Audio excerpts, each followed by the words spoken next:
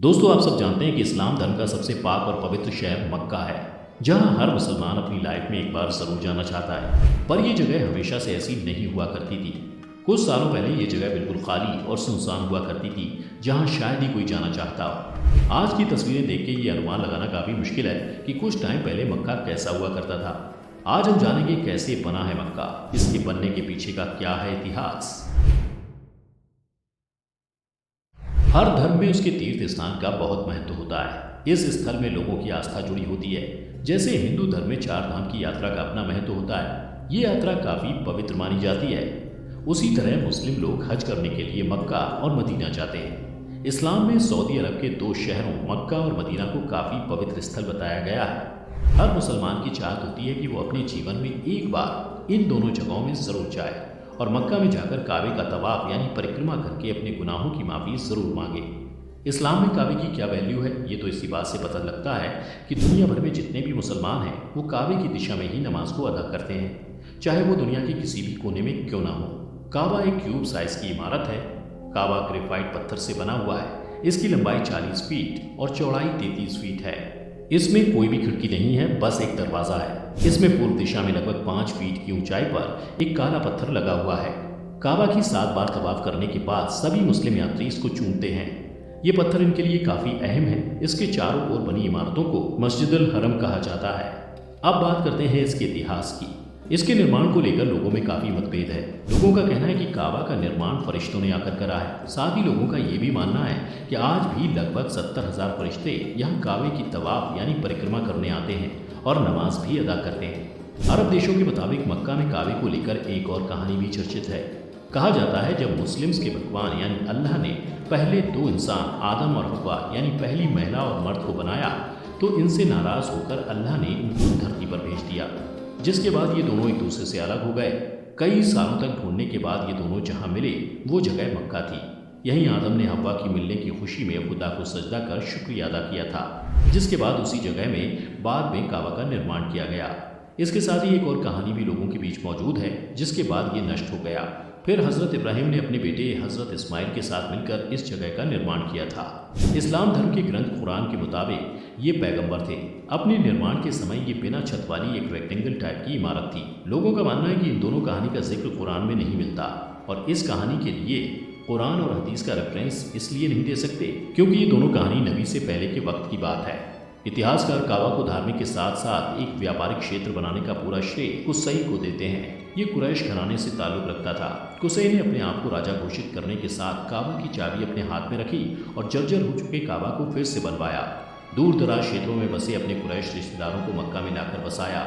तीर्थ यात्रियों से मक्का में प्रवेश से पहले कर वसूलने का प्रावधान था। जमजम के पानी पर अपना प्रभुत्व रखा। कर चुकाने के बाद तीर्थ यात्रियों के खाने और पीने की जिम्मेदारी कुसै के प्रशासन की ही होती थी। इसके अलावा मुस्लिम मान्यताओं के हिसाब से मोहम्मद साहब ने 620 ईस्वी को मक्का से यात्रियों के लिए यात्रा शुरू की। आज यही जगह मदीना के नाम से जानी जाती है। 628 से 630 ईस्वी में जब मोहम्मद साहब वापस आए तो इस जगह को इबादतगाह के रूप में इस्तेमाल किया जाने लगा। काबे में लगे पत्थर के बारे में कहा जाता है कि ये पत्थर इस दुनिया का नहीं, बल्कि इसको हज़रत जिब्राईल अलैहिस्सलाम जन्नत से लेकर आए थे। ये इस्लाम धर्म में एक महत्वपूर्ण फरिश्ते के रूप में जाने जाते हैं। ये भी कहा जाता है कि जब इस पत्थर को यहाँ लगाया गया था तो ये सफ़ेद रंग का था, पर दुनिया में बढ़ते पाप के साथ इसका रंग काला होता चला गया। मोहम्मद साहब ने अपनी मौत से पहले 632 ईस्वी में आखिरी बार हज यात्रा की थी। मक्का ही वो शहर है जहाँ से इस्लाम की शुरुआत हुई थी।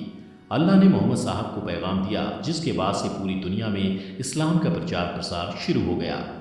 धीरे धीरे मक्का के आसपास शहर बसने लगे और वहाँ की आबादी बढ़ने लगी। समय के साथ काबा का स्वरूप बदलने लगा। बीतते हुए सालों के साथ यहाँ यात्रियों की संख्या बढ़ती रही और उसी हिसाब से यहाँ के आसपास में डेवलपमेंट होता चला गया। खलीफा उस्मान ने 644वीं ईस्वी से 656 ईस्वी तक काबा के आसपास में इमारतों का निर्माण किया। मक्का में कब्जा करने के लिए खलीफा अब्दुल मलिक, ये भी एक राजा थे, ने इब्र जुबैर के बीच गृह युद्ध छिड़ गया। इसी दौरान लगभग 683 ईस्वी में लकड़ी के बने काबा ढांचे को आग लगा दी गई, जिसके बाद ये पूरी तरह से नष्ट हो गया। इसके बाद इसको हज़रत इब्राहिम के डिज़ाइन के हिसाब से फिर से बनाया गया और इसके चारों ओर मस्जिद का निर्माण भी किया गया। काबा के आसपास बनी मस्जिद का कई बार निर्माण किया गया, क्योंकि 1 साल पहले आई बाढ़ के चलते ये पूरी तरह से बर्बाद हो गया था। ये दुनिया की सबसे बड़ी मस्जिदों में से एक है। इसके बाद भी साल 1950 में बढ़ते तीर्थयात्रियों के चलते इसके स्ट्रक्चर में बड़े बदलाव किए गए। आज ये मस्जिद 40 एकड़ से भी ज़्यादा ज़मीन में फैली हुई है। अगर आज काबा के स्ट्रक्चर की बात करें तो ये पहले से काफ़ी ज़्यादा बदल चुका है। ये क्यूबिकल शेप की इमारत है। इसका दरवाज़ा जो पहले किसी लकड़ी का बना था, उसको साल 1982 में सोने के दरवाज़ा लगाकर बदल दिया गया। काबा में ढकने वाला कपड़ा पहले मिस्र से मंगाया जाता था, पर अब इसको सऊदी अरब में ही तैयार किया जाता है। मस्जिद अल हरम भी पहले की तुलना में काफ़ी अच्छा बन चुका है। इसमें यात्रियों की हर सुविधा का ख्याल रखा जाता है। यहाँ हर साल लाखों की तादाद में पूरी दुनिया से मुस्लिम हज यात्रा करने आते हैं। इतने लोगों का इंतजाम करना कोई आसान काम नहीं, इसलिए पूरे साल यहाँ की आबादी का एक बड़ा हिस्सा हज के इंतजाम में लगा रहता है। यहाँ चाहे यात्री के खाने का इंतजाम हो या वहाँ होने वाली कुर्बानी का काम हो, यहाँ सब कुछ पूरी तरह से सिस्टमेटिक तरीके से होता है। चलिए अब जान लेते हैं कि हज कैसे होता है। इसके यात्री सबसे पहले सफ़ेद कपड़ा यानी एहराम बांधते हैं। ये कपड़ा कफन के समान होता है। इसमें किसी भी प्रकार की कोई सिलाई नहीं होती और साथ ही किसी भी प्रकार की कोई गंदगी भी नहीं लगी होती।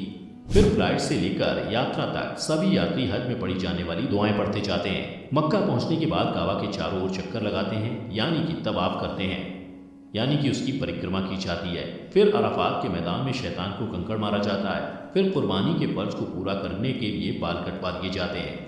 इस तरह मक्के और मदीना की यात्रा को पूरी कर इंसान हज के फर्ज को पूरा कर देता है।